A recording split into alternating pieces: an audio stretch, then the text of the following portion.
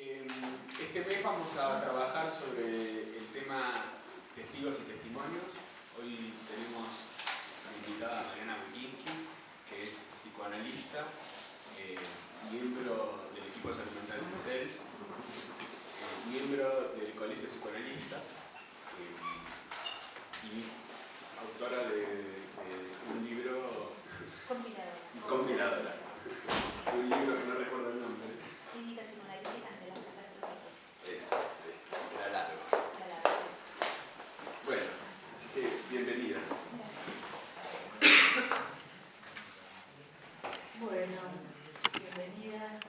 Mariana, nosotros no nos conocíamos directamente, pero hay referencias tuyas todo el tiempo en el centro, en el trabajo cotidiano del centro, no solo por Ana Pérez, que está acá y que sabemos comparten una historia y una trayectoria de trabajo, sino también por referencias que tienen que ver con tus aportes y tus reflexiones en torno a parte de las tareas que nosotros hacemos acá en el Centro Yoga y particularmente este módulo que está destinado a pensar el tema del testimonio, no solo relacionado a lo que tiene que ver con las víctimas del terrorismo de Estado y el testimonio en el marco de los juicios de lesa humanidad, sino también los testimonios de otras víctimas con las que también trabajamos, que tienen que ver con situaciones de violaciones a los derechos humanos en contextos democráticos.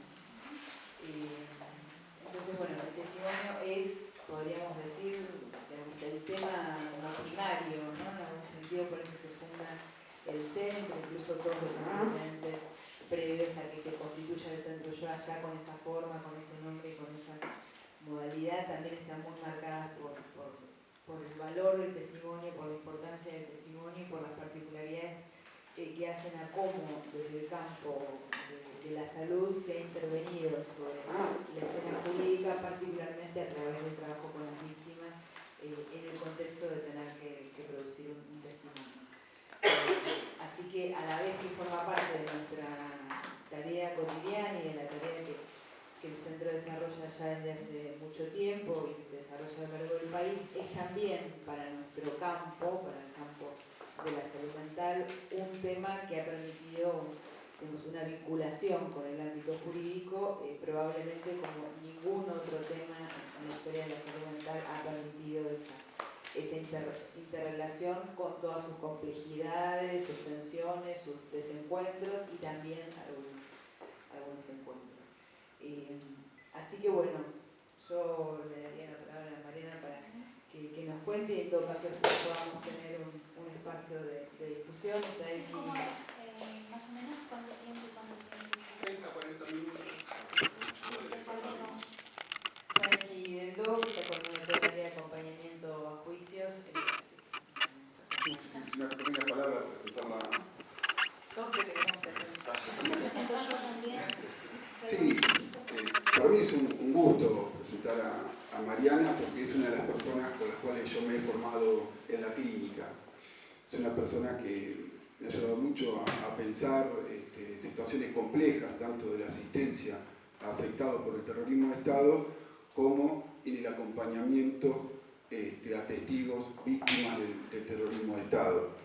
En el 2006, cuando comenzaron los primeros juicios, con Mariana pensamos los primeros acompañamientos a testigos, los cuales el CELS era querellante. Recuerdo el primero, el 2006, en el juicio de Poblete Laxip contra el turco Julián, que ahí pensamos, ¿no? Porque en ese momento no había tanto desarrollo como hoy hay, o el Estado todavía no estaba pensando las políticas, pero todavía no se había llegado adelante. Y como le decía, Mariana es psicóloga, estudió en Venezuela durante su exilio, psicoanalista, integró uno de los primeros equipos de asistencia a afectados por el terrorismo de Estado, el equipo de salud mental del CEL, que todavía Mariana integra. Ha escrito numerosos artículos en varios libros.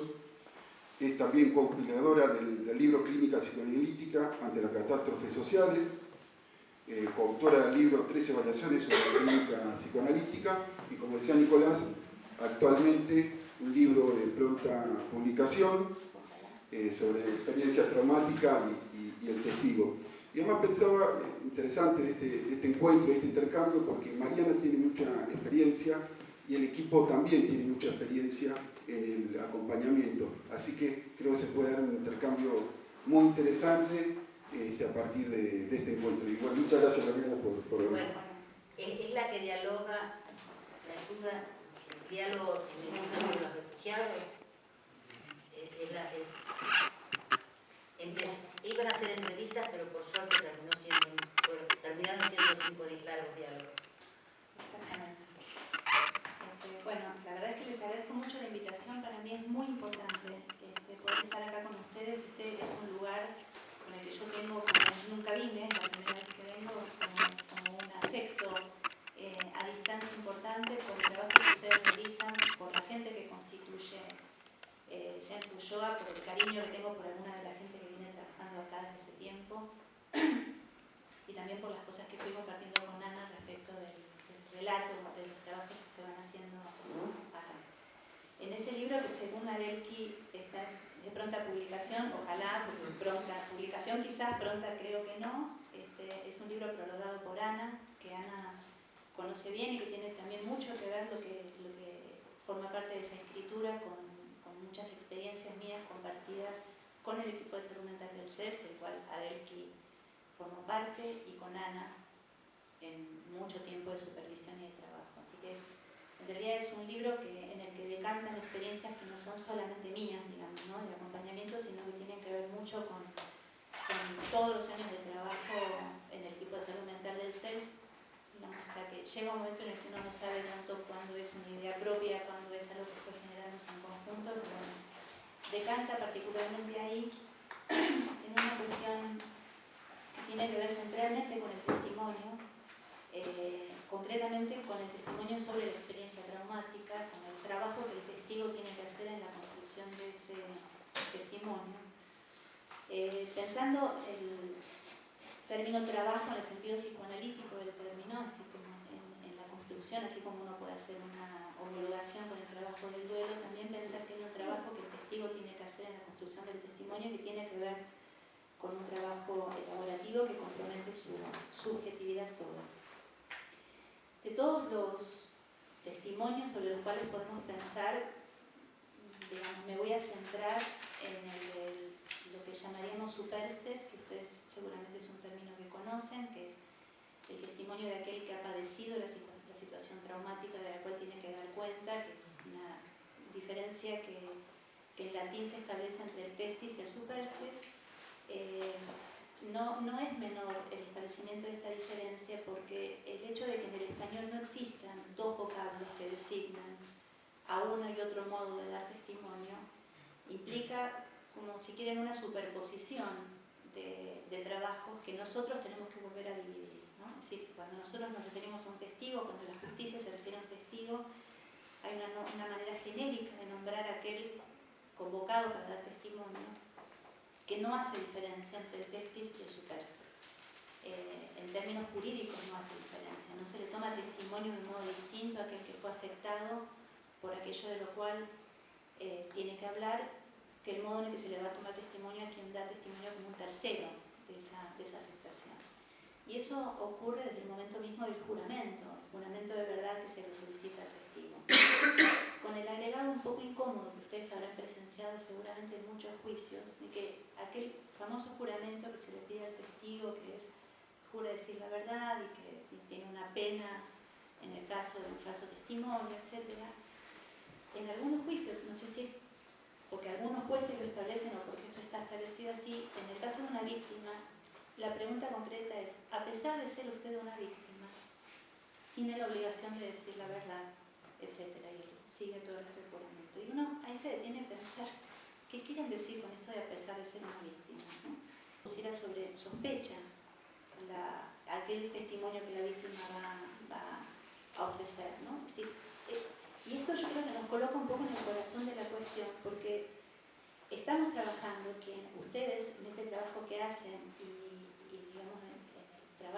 también hacemos desde el CELS. En el intento de ensamblaje, creo que algo de esto decía Julieta, ¿no? De dos universos, el universo de lo psicológico, en este caso también con una mirada más psicoanalítica, y el universo de lo jurídico, que no son universos fácilmente compatibles, que tienen una mirada, si quieren son dos universos epistemológicos absolutamente diferentes. Uno está centrado en la objetividad de los hechos y en el conocimiento de la verdad, y la verdad tiene que ser incontrovertible. Y el otro universo, el nuestro, es un universo en el que, digamos, la subjetividad es la que toma absolutamente todo el campo. Nuestra preocupación acerca de la verdad es una preocupación relativa, porque pensamos esta diferencia entre la verdad material y la verdad psíquica, el modo en el que el psiquismo construye la historia. Sabemos que es un modo atravesado por la historia del hombre que la construye. O sea, estamos lejos del criterio de verdad y de objetividad que la justicia pretende construir. Y sin embargo, tenemos que ir aproximando de alguna manera a los testigos que se aproximan a la situación del juicio, a compartir ese universo epistemológico con la justicia en el momento concreto en el que el juicio se desarrolla. De alguna manera, nuestros testigos están sometidos a las reglas jurídicas que se basan en el conocimiento de la verdad y en el establecimiento incontrovertible, absolutamente incontrovertible de los hechos, no atravesados por la subjetividad de los hombres. Esto hace una presión sobre los testigos que llegan con su propia subjetividad al testimonio, por supuesto, que tienen que desprenderse de toda condición subjetiva para dar testimonio. O sea, tienen que hacer como todo un trabajo de desprendimiento de sus propias condiciones subjetivas para poder ser el testigo que la justicia pretende que sea, un testigo perfecto. Ese testigo perfecto es un testigo que no tiene lagunas en el recuerdo, que no se equivoca, que si prestó testimonio acerca de un hecho hace 10 años tiene que prestar exactamente el mismo testimonio 10 años después, que no puede contradecirse con otro testigo que haya estado en la misma situación el mismo día y a la misma hora, porque eso puede hacer suponer que alguno de los dos está mintiendo, que tiene que construir con su aparato perceptivo una verdad incontrovertible sobre los hechos que vivió, que tiene que superar el efecto traumático de lo que vivió y construir de eso un relato impecable, sin fisuras, que no tiene que estar comprometido efectivamente con aquello que se pone en juego, que no tiene que tener ninguna animosidad con ninguno de los imputados, porque también me ha tocado asistir a una persona en el juicio a la que se le preguntó si tenía alguna enemistad con el imputado, digamos que estaba en ese momento acusado, cuando en realidad ese imputado supuestamente era responsable de la desaparición de su hijo, y la señora tuvo que decir que no, porque si no su testimonio quizás no valía. Entonces, digamos, este arrasamiento de las condiciones subjetivas, tanto del padecimiento, del trauma, lo que ha ocurrido, como de aquello que ha sido percibido, transforma, si quieren, ese sujeto que llega con su historia al testimonio en según una descripción de una antropóloga que trabaja en cuestiones jurídicas, que es muy interesante, que es Sara Beituz Oliveira, lo transforma en un objeto judicial. De pronto, ese sujeto que tiene una historia, que tiene un modo de construir esa historia, entra en el espacio jurídico y se transforma en un objeto de la justicia que tiene que adaptarse a las reglas de la justicia, y esto implica no solamente el modo de construir el testimonio, sino también el modo de estar dentro del aparato y del espacio judicial, ¿no? Es decir, la tarima, dónde se mira, qué preguntas se le hacen, cuál es el lenguaje que se utiliza para las preguntas, dónde está ubicado cada una de las partes que componen, entender qué es una querella, entender quiénes son los defensores, dónde está ubicado cada uno, quiénes están escuchando, cosas que ustedes seguramente ya saben. Muchas veces sus familiares están escuchando por primera vez lo que ellos están relatando, saben que quizás en Comodoro Pi, por ejemplo, en el piso de arriba están los familiares de los imputados, saben que el imputado está escuchando. Es decir, todas esas cuestiones que se juegan en cuestiones a veces de minutos, horas, pero que tienen que ver con un espacio en el que todo se pone en juego y que está plagado de obstáculos para el desarrollo de eso que se supone que tiene que ser un decir fluido. Este es uno de los obstáculos en la construcción del testimonio. Yo le preguntaba a Nicolás de qué forma de acompañamiento se trata acá, porque hay como dos grandes modos de acompañamiento psicojurídico. Uno es el que se desarrolla quizás más en el CELS, que tiene que ver con el acompañamiento en todas las instancias del juicio de los testigos, y el testigo como parte de la estrategia del juicio, es decir, el trabajo con el testigo, que tiene que ver también con el ensamblaje entre la estrategia jurídica y las condiciones psicológicas con las cuales el testigo llega al juicio. Este es un trabajo generalmente muy largo, ¿no? Un trabajo que puede durar años, porque no se trata solamente del acompañamiento del testigo con vistas al juicio, sino por supuesto es el trabajo elaborativo sobre aquello que le ocurrió. Este trabajo implica, por ejemplo, no dar por supuesto que cuando el testigo forma parte de la estrategia jurídica hay una coincidencia absoluta entre las posibilidades del testigo de narrar y dar testimonio y los objetivos del juicio. Es decir, muchas veces nos encontramos con que el testigo no puede colaborar con los objetivos del juicio por diferentes motivos, por supuesto por el atravesamiento del trauma y por muchísimas vicisitudes que si alguien quiere algún día nos detenemos a describir, pero la confluencia entre la posibilidad del testigo de dar testimonio y la estrategia jurídica en un juicio específico, la estrategia que llevan a cabo los abogados y que puede durar años, la confluencia se construye, no es algo que existe espontáneamente. Para que en el momento del juicio el testigo coincida en su testimonio con la estrategia jurídica, tiene que haber una mutua adaptación de la estrategia a las posibilidades del testigo y del testigo a la estrategia. Este es un trabajo, insisto, muy largo. Ustedes me parece que desarrollan un trabajo que está más relacionado con las instancias del juicio, con un tiempo un poco más corto anterior y posterior al juicio y el acompañamiento durante el juicio, con lo cual la escena jurídica tiene, digamos, me parece que el trabajo de ustedes tiene un eje muy importante en el procesamiento que se puede hacer sobre lo traumático vinculado a la escena jurídica, digamos, porque es muy distinto trabajar en conjunto con los abogados en la construcción de una estrategia. En ambos casos, de todos modos, lo que ocurre es que estos dos universos que les planteaba, el universo de lo psicológico y del ejercicio pleno de lo subjetivo y el universo de la justicia, entran en colisión de alguna manera. Y nuestro trabajo es intentar que el testigo no sea el que quede incendiado en el camino, ¿no? en esa colisión, que no sea a expensas del testigo, que se busca una confluencia entre esos dos mundos. En el libro del cual hablaba de él y que yo decía que está prologado por Ana, hay un planteo que tiene que ver con que el testigo tiene que atravesar en la construcción del testimonio 4 obstáculos, básicamente, en mi parecer, capaz que después van apareciendo más, pero hay 4 obstáculos que el testigo tiene que realizar en el trabajo de construcción del testimonio. Uno de ellos es la narración de lo traumático, otro de ellos es la vergüenza, la declaración ante la justicia y el hablar en nombre de otro.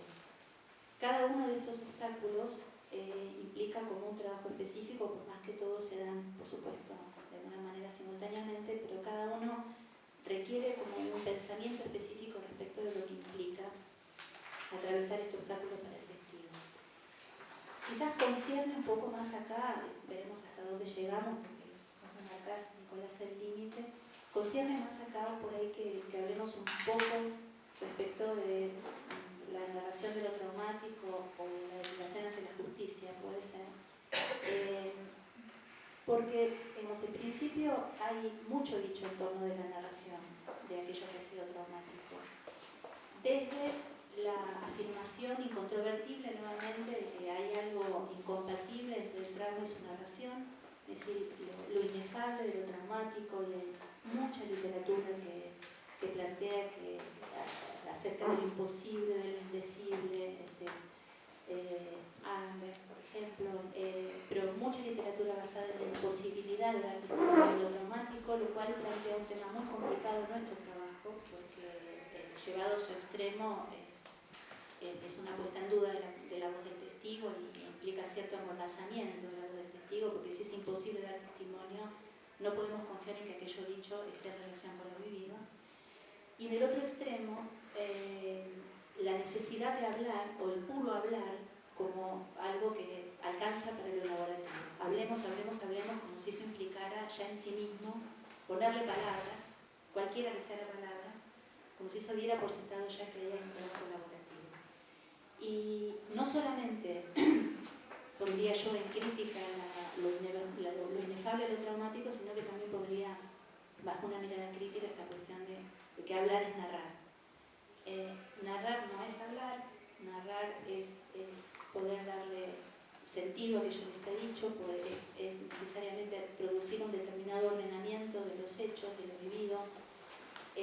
Narrar es simbolizarlo, es dirigirse al interlocutor, es intentar que el interlocutor pueda entrar en conexión con aquello que es dicho. La narración, por supuesto, no es algo hecho solamente de palabras, puede estar hecho de imágenes, digamos, narra un fotógrafo, narra un cineasta, narra también un testigo, pero siempre hay algo que implica un trabajo de construcción respecto de lo que puede ser, si quieren en términos primarios, un signo de percepción, que es el efecto de la marca de aquello vivido traumático, y el pasaje de eso, que es un trabajo, que es el pasaje de ese signo de percepción a un modo de inscripción, de esa inscripción a materia lingüística, y luego nosotros le estamos pidiendo que transforme la materia lingüística en materia jurídica, es decir, que pueda transformar eso además de una materia que pueda ser utilizada en el juicio y que se adapte a esas condiciones que el juicio impone. Este pasaje del inscripto a materia lingüística es narración siempre y cuando pueda ser un trabajo acompañado por alguna instancia que contribuya a la posibilidad de simbolización de aquello vivido. Nosotros cuando trabajamos con testigos que han sido atravesados por la situación traumática, más en el caso de lesa humanidad, que es el área que yo más conozco, estamos hablando muchas veces con testigos que han sufrido un ataque a la percepción como metodológica, digamos, es decir, testigos que han estado en situaciones, por ejemplo, cuando han sido desaparecidos o cuando han sido testigos de la desaparición de sus familiares, que han sufrido un ataque deliberado a su percepción, y no solamente deliberado, sino a veces absolutamente explícito, digamos, que ven, que huelen, que escuchan, qué lectura hacen de lo que está pasando.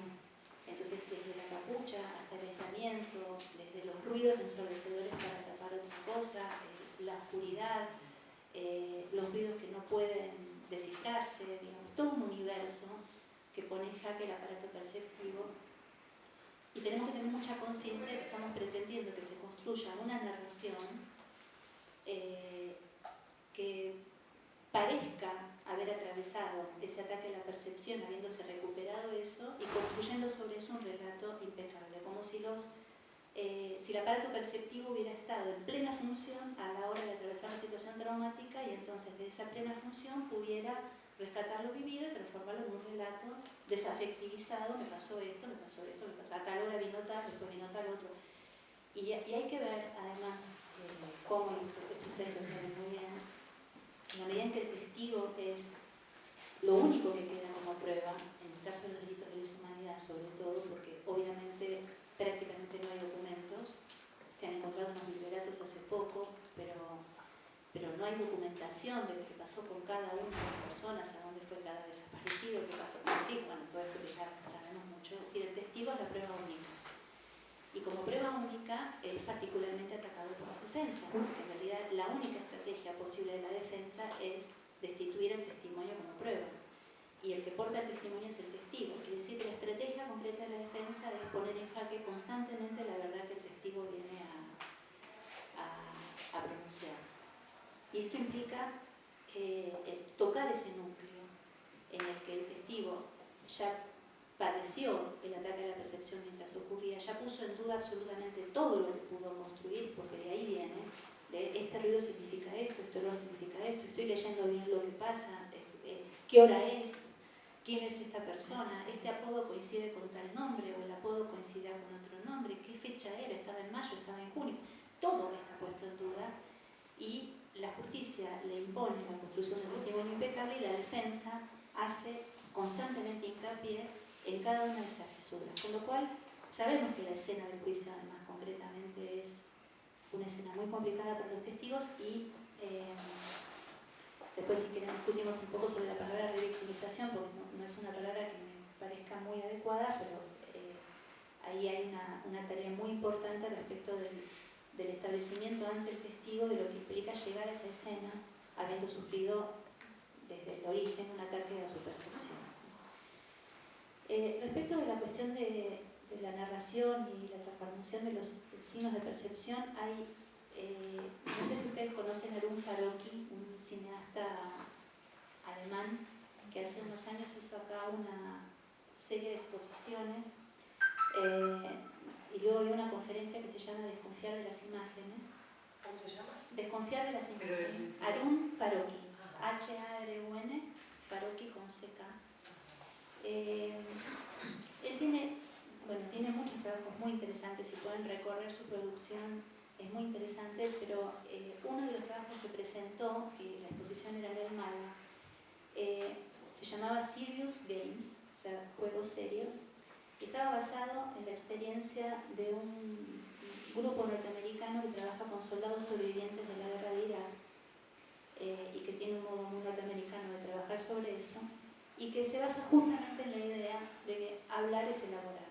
Entonces, la estrategia es ponerles unos anteojos de realidad virtual, ponerlos frente a una máquina en la cual se va produciendo lo que ellos relatan, la imagen. Dice en la página web de ellos que también los olores, no sé cómo lo hacen, realmente. Entonces el soldado va relatando lo que le ocurrió y va viendo lo que le ocurrió.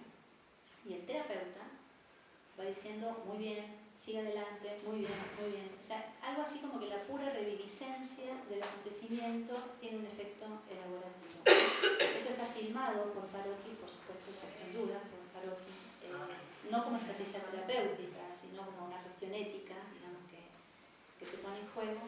Pero, digamos, esta sería como la construcción al extremo de la idea de que hablar es elaborar. Nosotros sabemos que el trabajo es distinto cuando estamos tratando de acompañar a una persona para que pueda construir un relato de lo que le ocurrió. Sabemos que es muy complejo lo que le estamos solicitando y que es un trabajo elaborativo que puede llevar muchísimo tiempo y que las conclusiones de ese trabajo no necesariamente van a coincidir con el momento en el cual la justicia le solicita que dé cuenta de aquello que le ocurrió. Respecto de la cuestión del testimonio ante la justicia, porque hay algunas cosas que les voy a leer.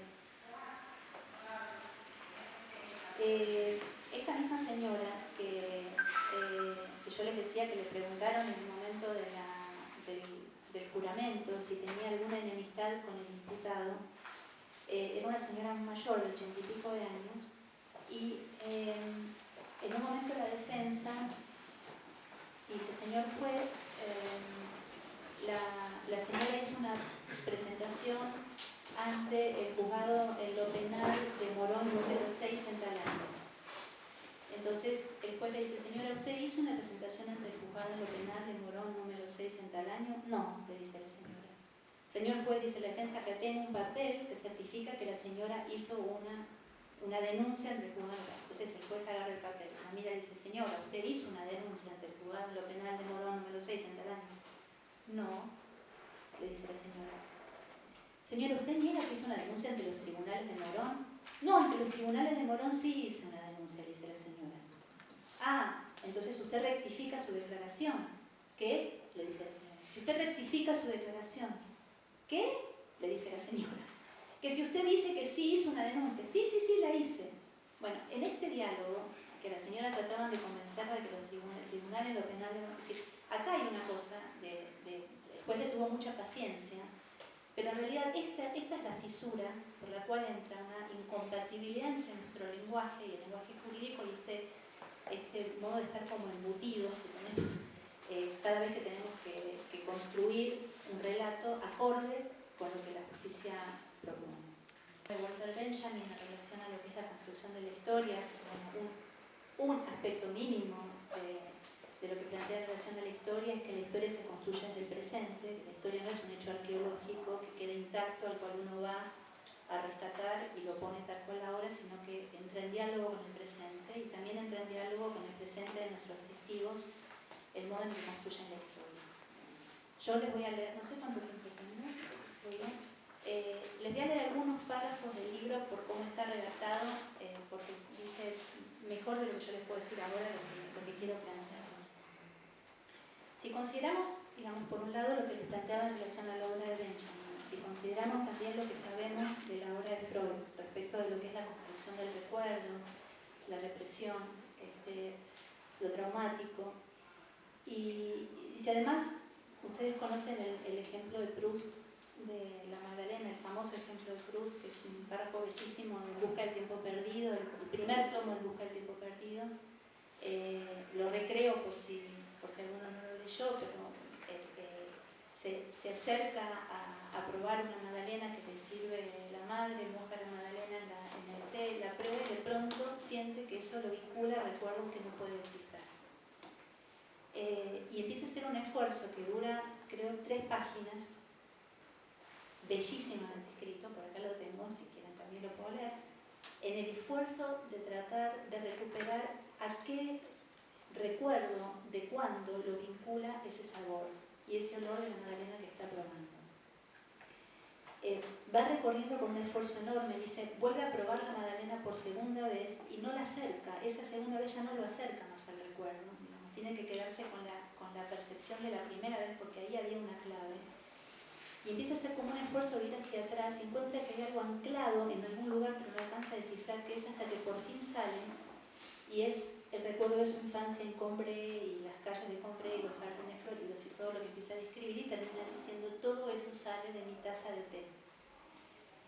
Proust, que hace una lectura maravillosa de eso, es tomado también por Benjamin para tratar de entender cuál es la estructura de construcción del recuerdo, en un diálogo entre, si quieren, lo histórico y lo arqueológico, en donde la historia tiene que ver con la construcción de una narración y lo arqueológico con algo que queda resguardado, intacto, donde no se trata de que optemos entre historia y arqueología, como diría Laplanche, sino de poder hacer como una vinculación continua entre aquello que ha quedado guardado como recuerdo, muchas veces como recuerdo traumático, y la posibilidad de narración que podemos hacer en relación a eso.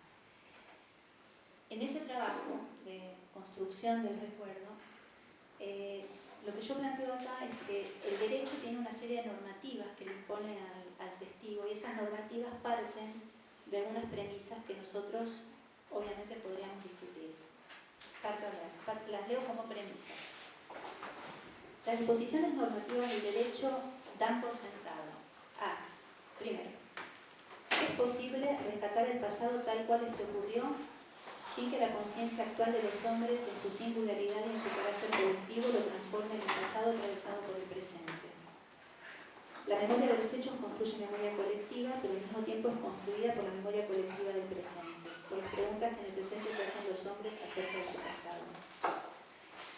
Esto tiene que ver con momentos en los que uno se encuentra en el juicio con abogados que confrontan una verdad con otra en el mismo testigo. Usted declaró en la causa 1270 que cuando entró a tal lugar no estaba fulano y ahora dice que estaba fulano.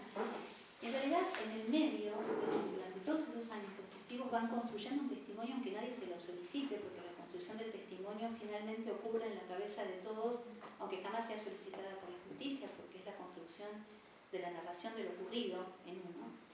Y muchas veces se va modificando, por supuesto que se va modificando porque nunca los recuerdos quedan intactos en la cabeza de ninguno de nosotros, digamos, ni siquiera los recuerdos no traumáticos, ¿no? Sin embargo, esto es un problema a la hora de dar testimonio.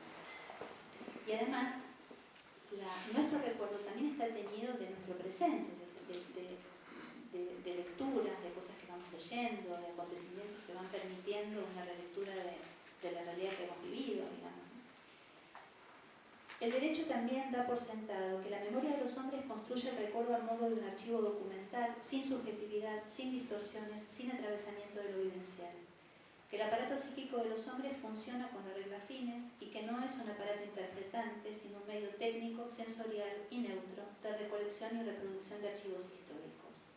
Un mero intermediario entre el acontecimiento y su relato, desinteresado y objetivo, maquínico-tecnológico, que está allí para reproducir como una lente, como una cámara fotográfica, como un grabador, lo visto y lo oído.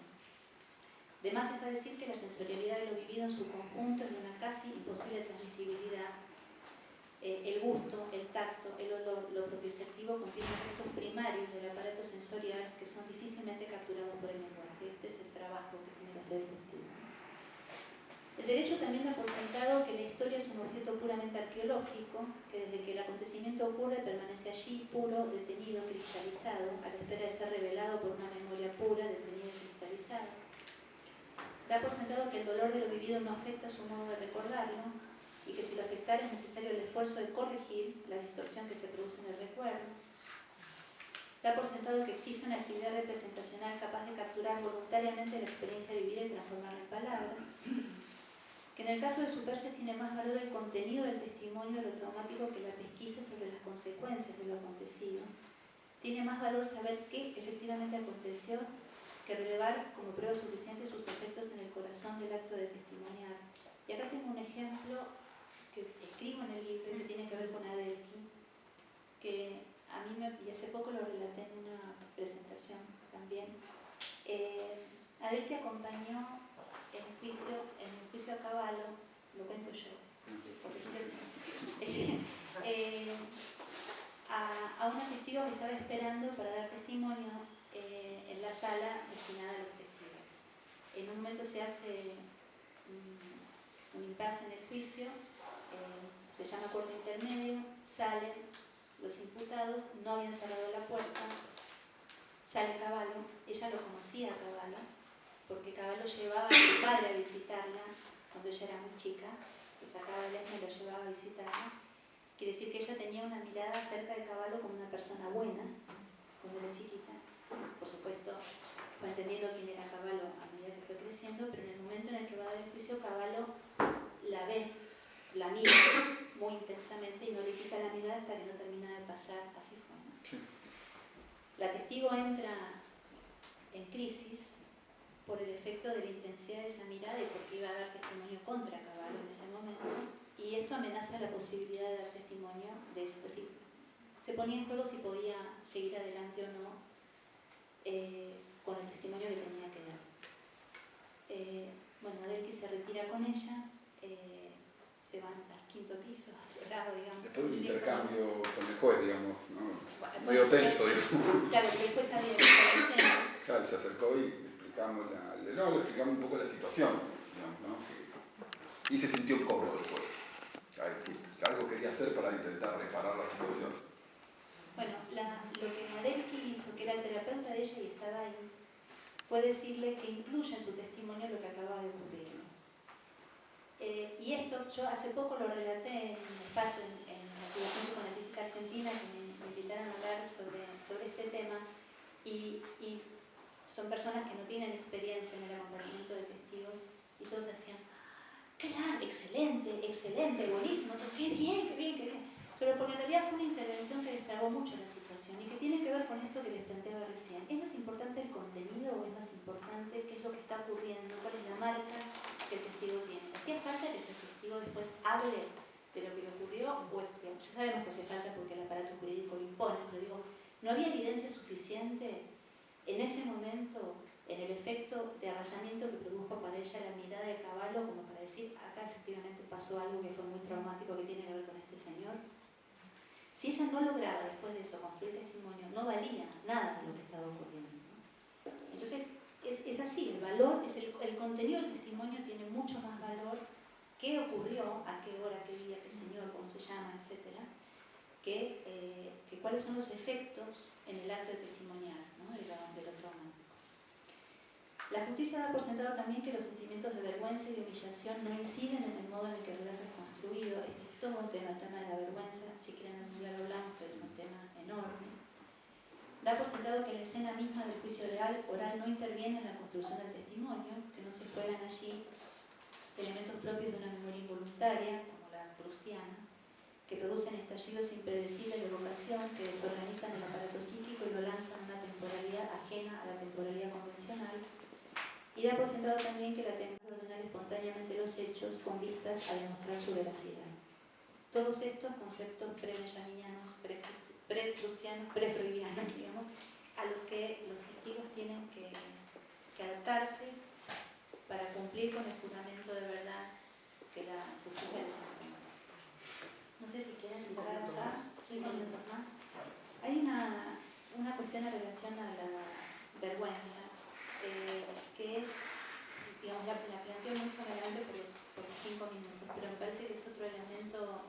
importante para compartir con ustedes.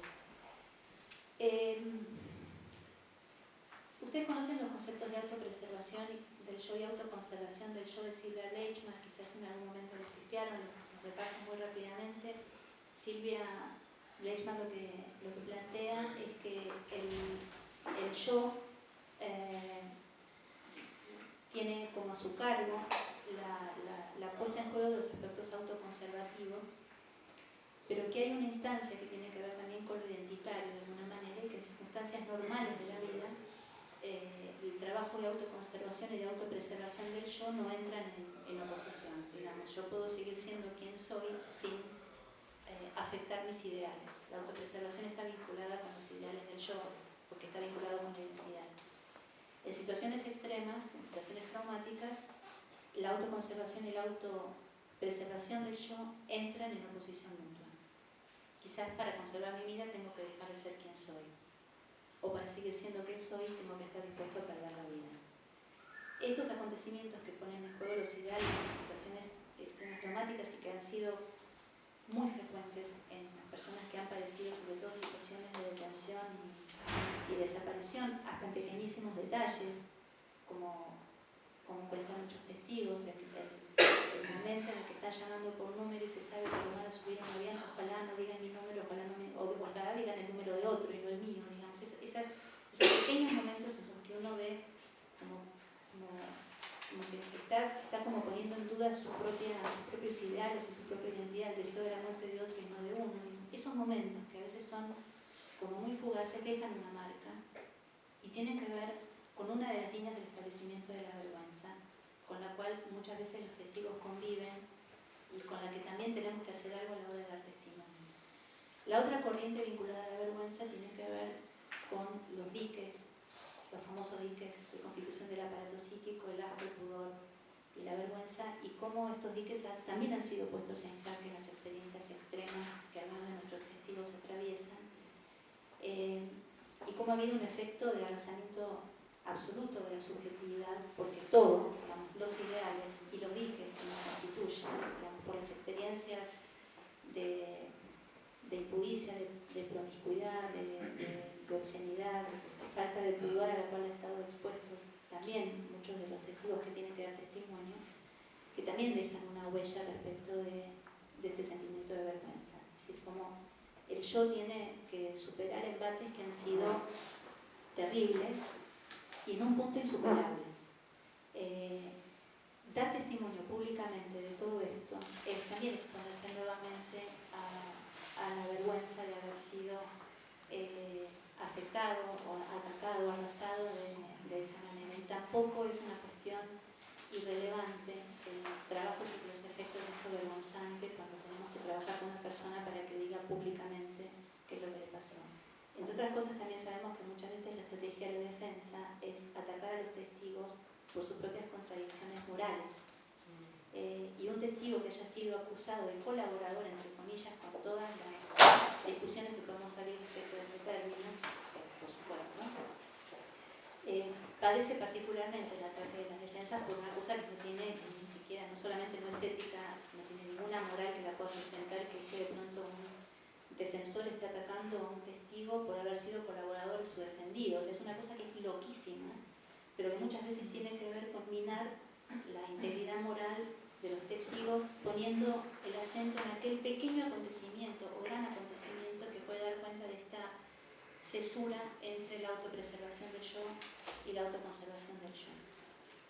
Entonces, la experiencia de la vergüenza es una experiencia que muy probablemente atravesará el testigo cuando en el trabajo de rescate de su experiencia y de dar cuenta públicamente ante desconocidos de todo esto que le ocurrió.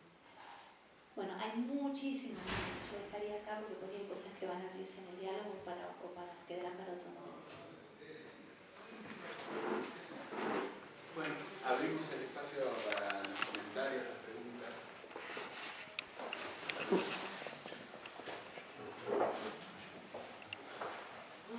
Está ruidoso el baño.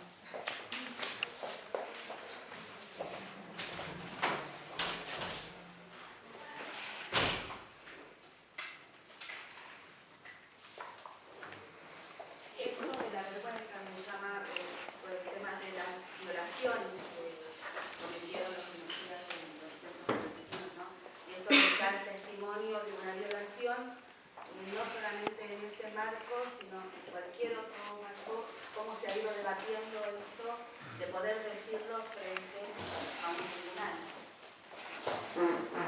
Si quieren algunas más, ¿sí? Vamos a hacer como alguna ronda de Claro.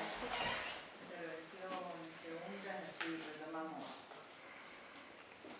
Sí, a mí también se me ocurría en relación al tema de la vergüenza, que seguramente lo que se ha desarrollado es el